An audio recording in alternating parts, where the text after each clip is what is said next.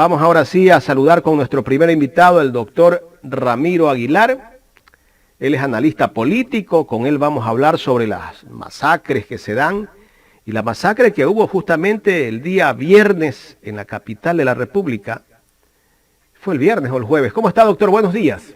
Ya estoy medio perdido. Después Hola Jaime, buenos días. una linda semana, un buen lunes a todos. Un abrazo grande. Doctor, bueno, hace pocos días el presidente de la República dijo en una cadena nacional que las cárceles estaban en total paz y tranquilidad. Dijo por ahora. Por ahora, dijo, hace pocos días.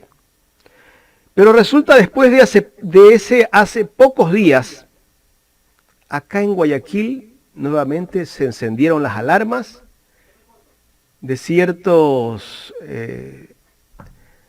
revueltas que se dieron en la penitenciaría del Litoral, y lo que menos esperábamos, que en la capital de la República, en la cárcel del Inca, en Quito, hayan habido 10 personas asesinadas en una nueva masacre. El presidente nos dice una cosa, que todo está bajo control, y luego las cosas no son así. Como que nos ha acostumbrado a mentirnos. Bajado el número de episodios de robos y actos delincuenciales, y porque en los centros de detención a nivel nacional, por ahora existe paz y tranquilidad. Ahí está, por ahora, dijo. Mire, Jaime, Lazo es un mentiroso. Y es un mentiroso cuyas invenciones, es un mitómano, cuyas fantasías se están volviendo extremadamente costosas en vidas para los ecuatorianos. Yo quiero hacer un apunte, una glosa, un apunte al margen del hecho mismo de la muerte de más de 8 personas privadas de libertad en la cárcel de Inca.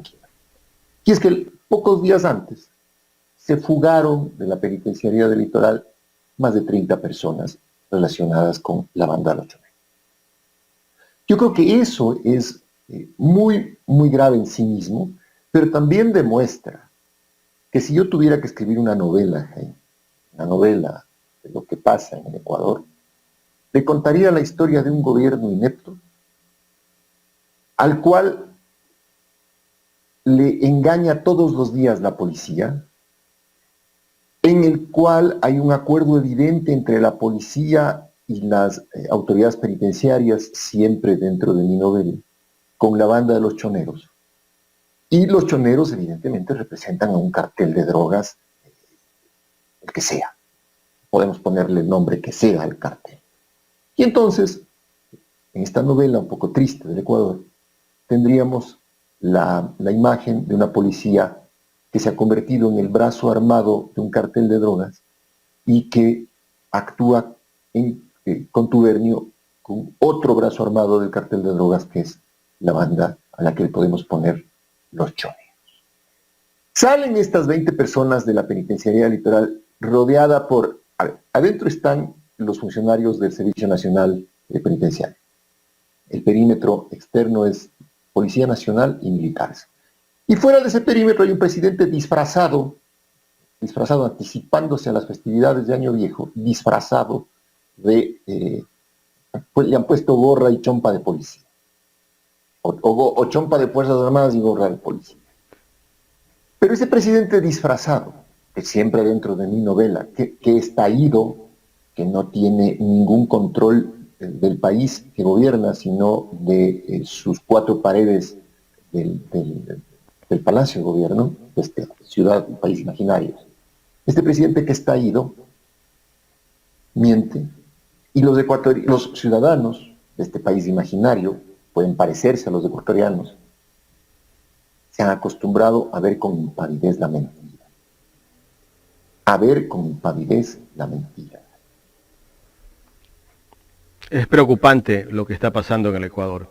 Y lo que llama la atención, doctor, lo que ocurrió acá en Guayaquil el día jueves, todavía no tenemos una respuesta del SNAI. No sabemos cuántos se han fugado.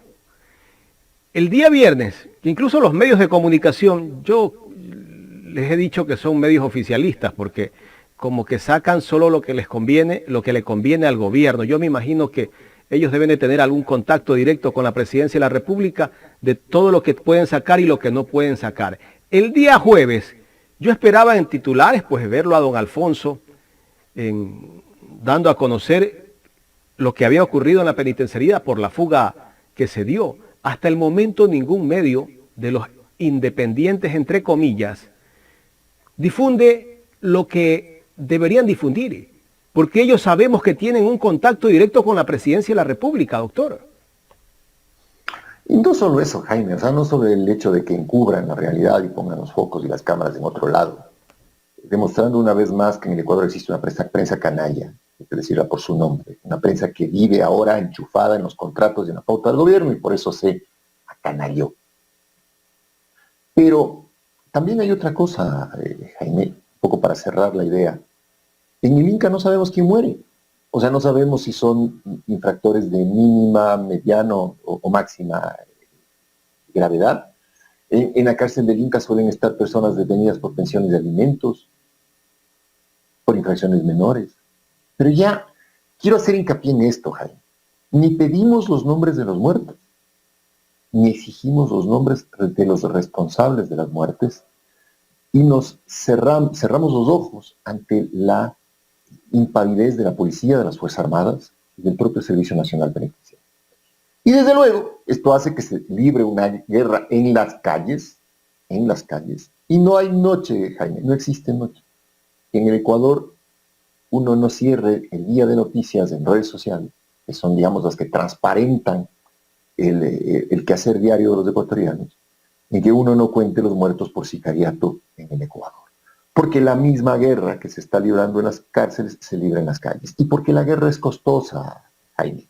¿Por qué se ha aumentado el número de asaltos, de robos, de vacunas, de secuestros express? Porque la guerra cuesta. Y las bandas se financian del narcotráfico, pero como están ocupadas matándose, entonces necesitan recursos adicionales. Y esos recursos nacen del asalto, de la vacuna, del secuestro express. Y necesitan recursos para seguir comprando al SNAI, a la policía, a las Fuerzas Armadas. Y eso sale de la droga y de la actividad criminal común.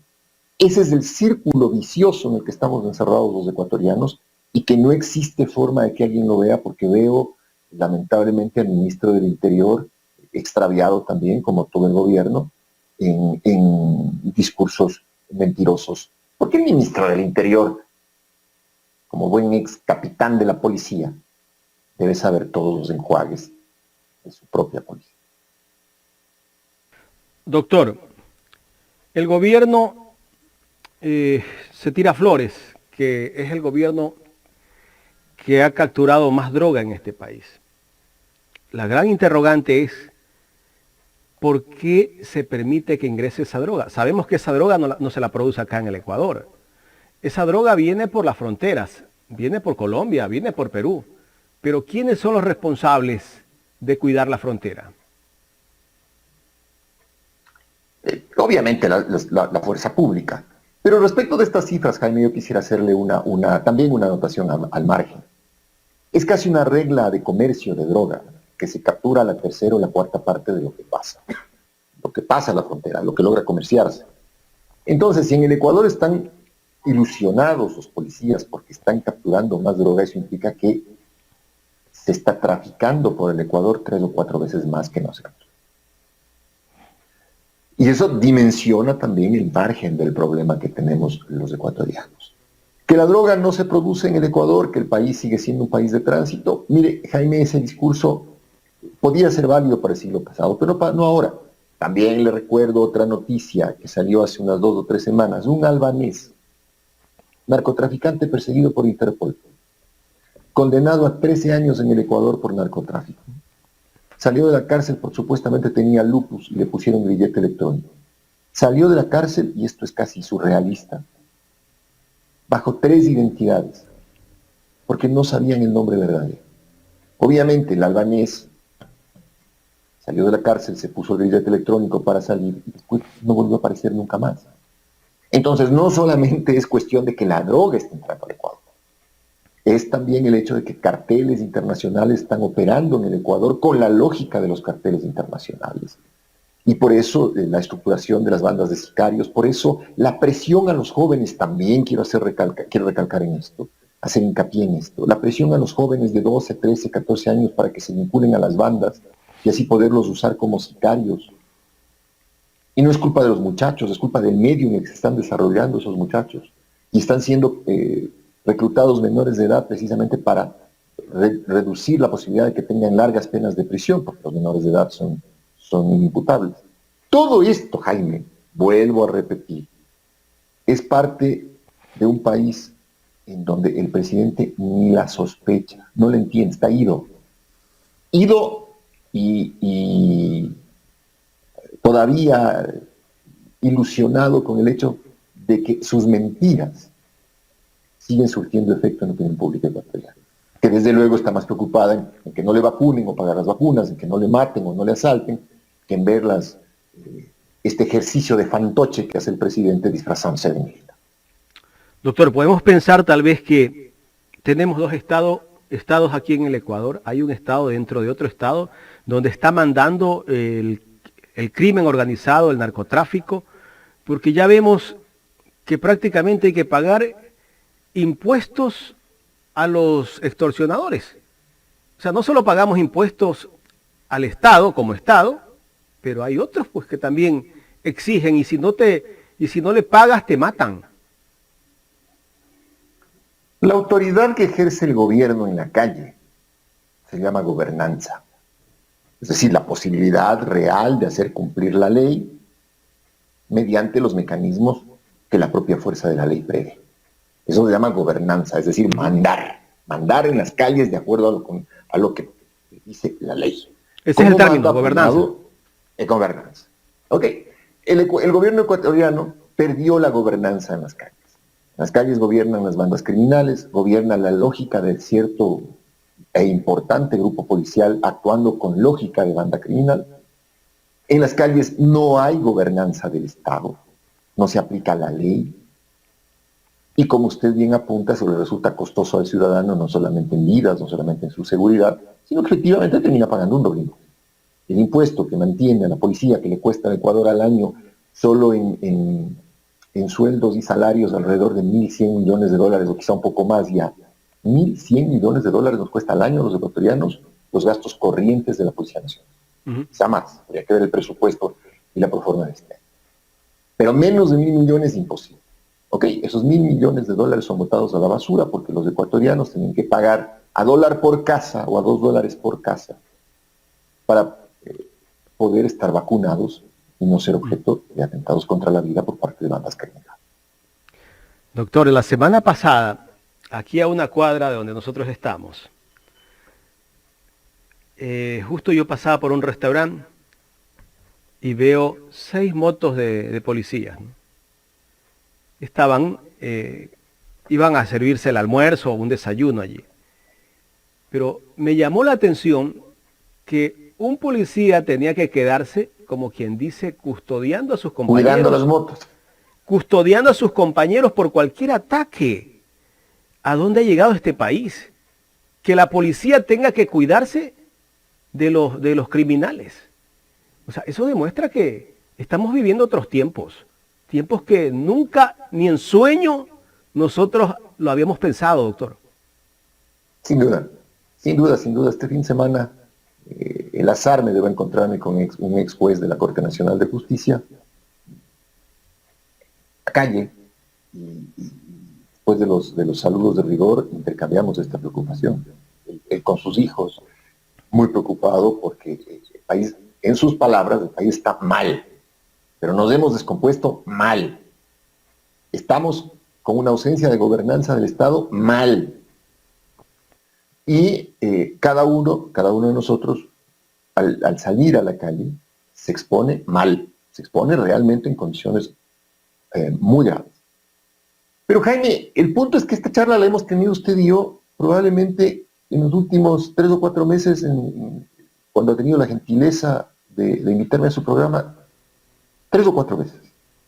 Y lo que pasa después de las charlas que tenemos usted y yo, de la frontalidad con la que usted pregunta, de la transparencia con la que yo procuro responder, al siguiente día otra vez el Ecuador cuenta muertos, otra vez el Ecuador cuenta motines carcelarios, otra vez el Ecuador cuenta escándalos en la policía, otra vez el Ecuador ve las fantochadas del presidente.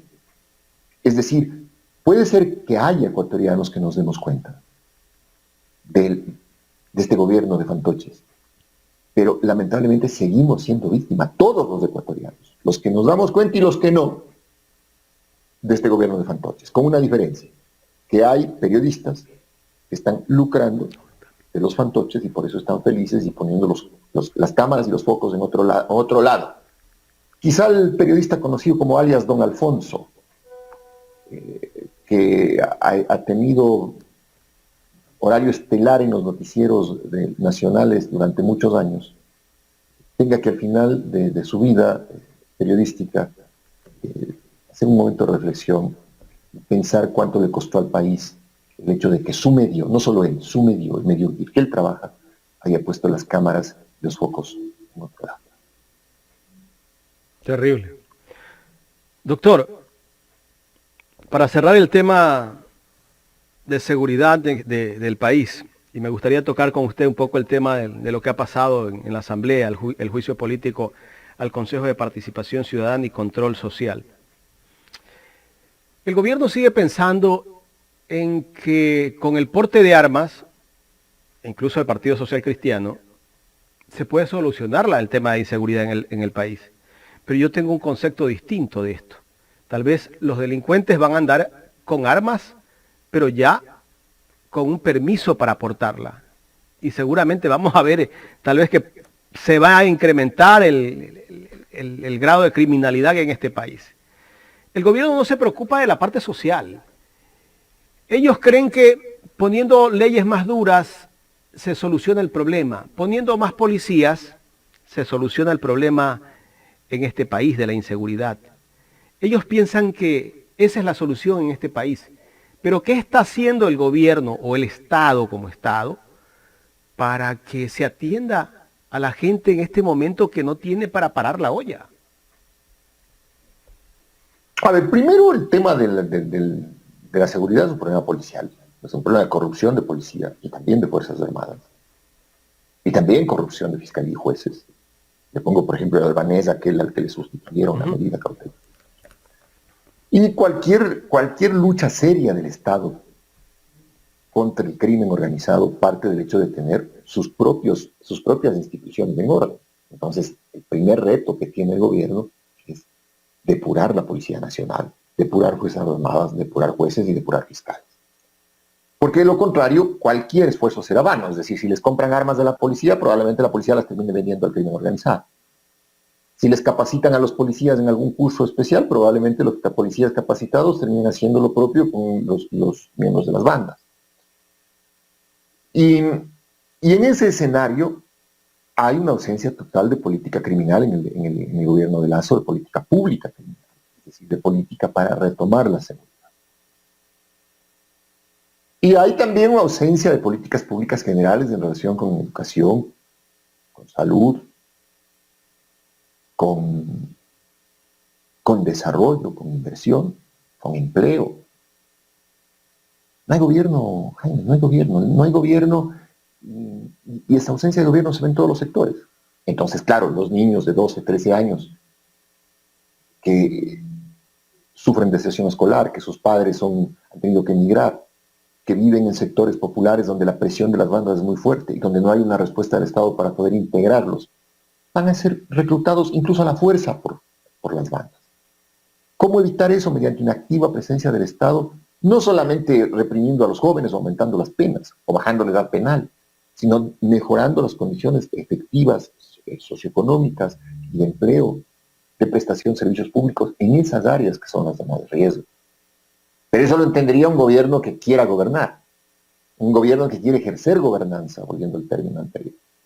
Pero Lazo no lo entiende. Y creo que no está en capacidad de entenderlo tampoco. No creo que estuvo en capacidad de ser presidente, pero eso es un hecho consumado. Eso es agua corrida bajo el puente.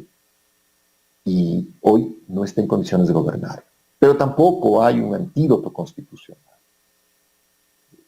no hay un contrapeso en la Asamblea que pueda corregir esta enfermedad de la democracia que suele ser un gobierno incapaz. Porque la Asamblea Nacional vive también sus peores días, sus peores días. Correcto.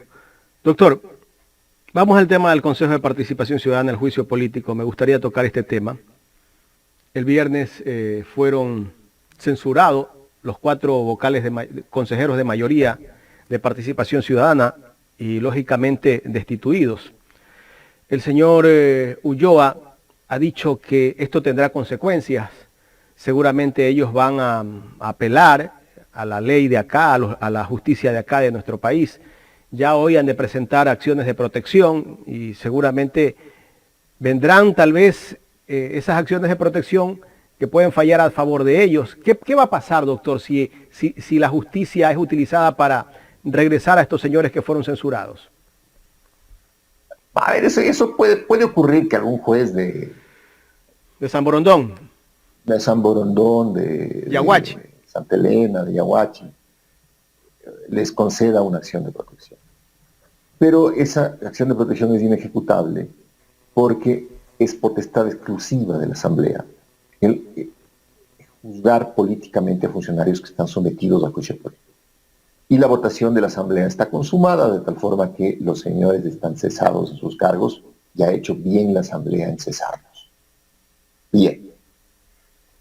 Hay una sucesión, deben haber 4 o 5 personas todavía en lista en el CNE, de aquellos que deban ocupar el cargo de consejeros, hasta febrero, porque no se olvide que están abiertas las elecciones para consejeros de Participación Ciudadana y se votará en la elección seccional de febrero. Entonces, estamos hablando de consejeros que actuarán lo que queda de noviembre, diciembre, enero, febrero, marzo y abril.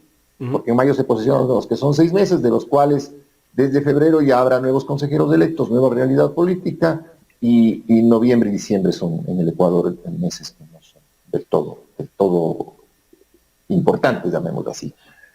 Entonces, por las festividades me refiero. Entonces, creo yo que el único objetivo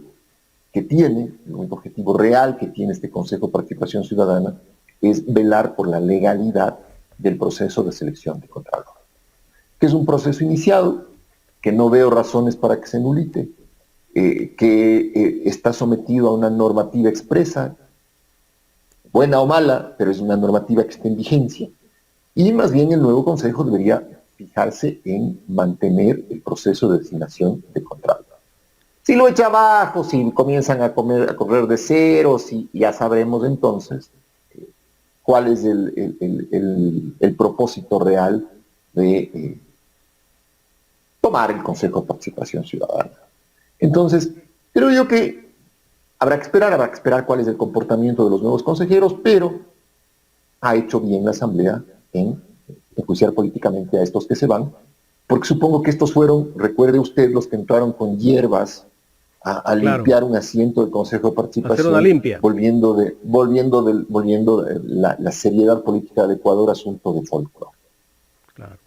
Y han cometido una serie de errores adicionales, entonces me parece bien. Doctor, cambiar el reglamento para elegir al Contralor General del Estado, ¿eso está dentro de la ley de participación ciudadana que no se lo puede hacer?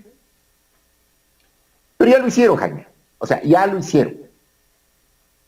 Y como consecuencia de eso se abrió un concurso para designación de Contralor. Si derogan los nuevos consejeros... El que hicieron ellos. El reglamento, el que hicieron ellos. Si los nuevos consejeros derogan ese, no reviven al otro. O sea, primer año de Derecho, clase número 1, se para el profesor y les dice a los estudiantes, la derogatoria de una ley no revive a la ley que esta ley derogó. Entonces no es que derogan el nuevo reglamento y entre en vigencia el anterior, eso no existe. Tendrían que elaborar nuevamente el reglamento, sea el anterior o el que quieran. Pero eso solo lo hacían con Trujillo. Sí, claro, por supuesto. Trujillo era un tipo que hacía lo que le daba la gana, pero tampoco podemos acostumbrarnos a tener comportamientos de la calaña del de Trujillo. Pues hay que tener un poco de sentido común. Por eso le digo, me parece a mí más saludable que el nuevo Consejo de Participación, que se posesione, vele por la legalidad del concurso y no echa abajo todo, porque entonces, ¿qué es lo que va a pasar, Jaime? No tendremos contralor hasta después de la consulta popular, y el actual contralor, sobre el cual hay una enorme sombra de legitimidad, porque fue nombrado desde la cárcel por el señor Celi, que estaba preso, va a seguir en funciones y la Contraloría en hace falta. Y si algo hay que reformar en este país, urgente, además de la policía, de la fiscalía, de la función judicial, es la Contraloría. La Contraloría debe ser reformada urgentemente, pero debe llegar un Contralor con las manos limpias, con la voluntad de cambio, y sobre todo un Contralor que quiera cambiar los procesos. Es imposible que, por ejemplo, los nietos de los auditores ahora estén en la Contraloría haciendo por 3 generaciones las picardías que han hecho sus parientes. Eso, claro, Jaime, es impresentable. Doctor, el no haber emitido el informe de la Comisión de Fiscalización por parte de su presidente, Fernando Villavicencio, eso obligó a que la Asamblea decida enjuiciar políticamente solo a 4 y no a los 7. Sí, pero esa es una decisión del Pleno, ¿no? Es una decisión del Pleno de la Asamblea Nacional. La amenaza no que se olvide que el máximo... La amenaza que va haciendo Ulloa por ese informe podrá tener consecuencias, ¿no? Ulloa es un tipo que habla igual que el presidente Lazo, ¿sí? Lo que le sale del duodeno. Aquí hay que entender que Ulloa está defendiendo su cargo, al que llegó también por la ventana. No se olvide usted que este consejo dio un pequeño golpe de Estado al interior del consejo para quitarle la presidencia a quien era presidenta del consejo. Y este consejo también es consecuencia de que el consejo del cura Tuárez, si mal no recuerdo, fue enjuiciado políticamente por la Asamblea. Entonces, si la Asamblea tuvo competencia para enjuiciar políticamente al Consejo de Participación del cura Tuárez y se benefició Ulloa y compañía, ahora Ulloa y compañía deben estar callados porque la Asamblea está ejerciendo la misma competencia al censurarles. Doctor, me gustaría escuchar su criterio de lo que ocurrió el día sábado en el aeropuerto de Quito, donde el asambleísta Fernando Villavicencio casi que dio la orden a su jefe de seguridad para que detenga a Leonardo Cortázar, alguien que supuestamente ha cometido algún delito, pero eso lo dice el señor Villavicencio.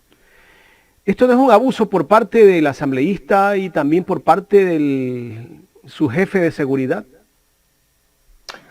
Jaime, con todo el cariño y el afecto que le tengo, hay 2 cosas sobre las que no opino jamás. Sobre cómo digiere la gente y los actos de Villavicencio. Está bien, doctor.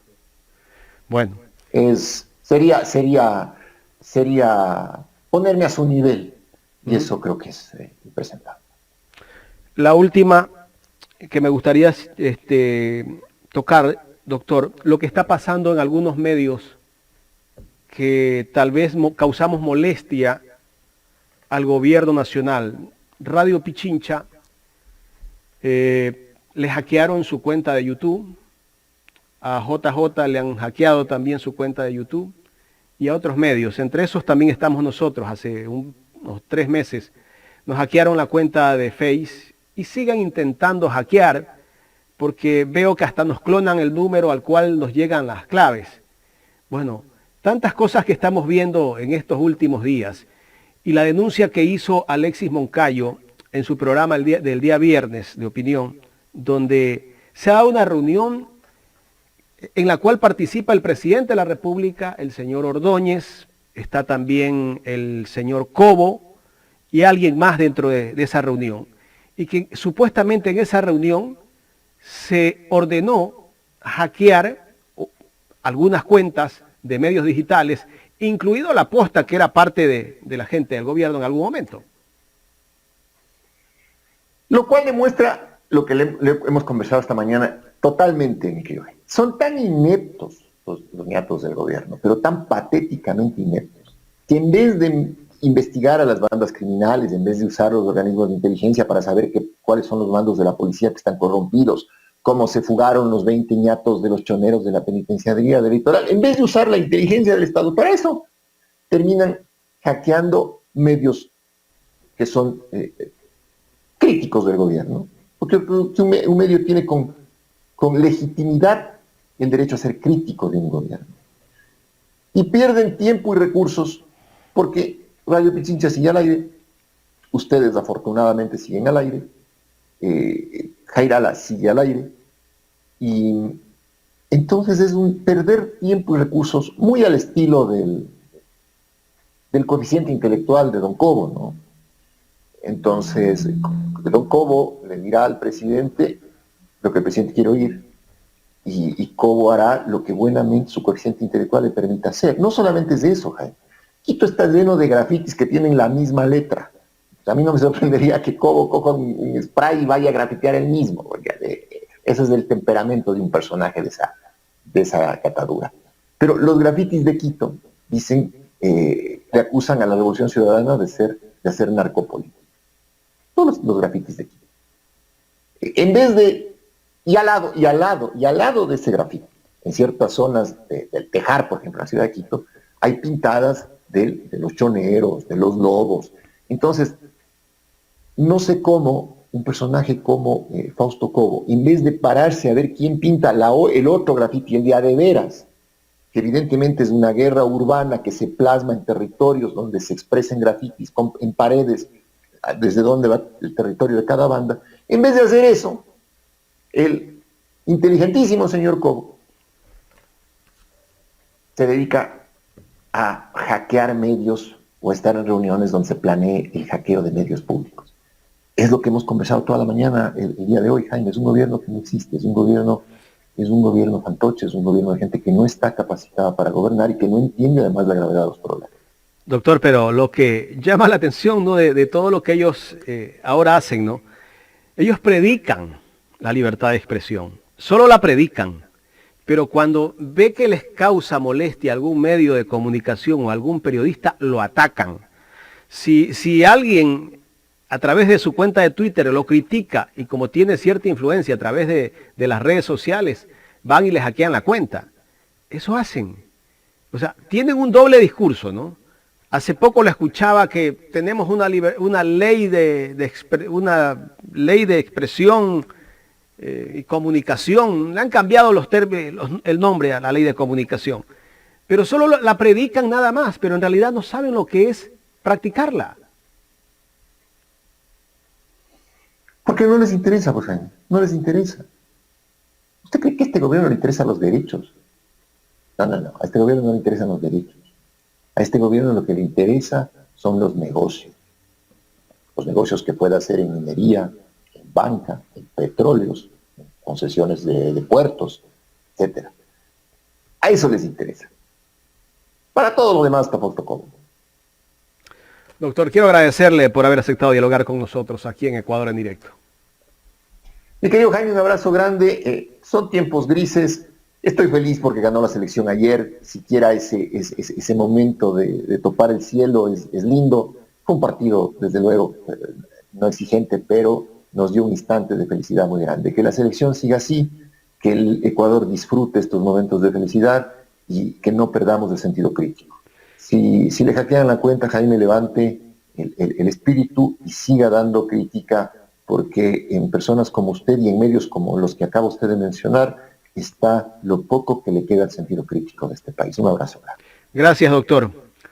Un abrazo al doctor Ramiro Aguilar, nuestro invitado en esta mañana. Hemos hablado de varios temas de la coyuntura política, de lo que está pasando en el Ecuador.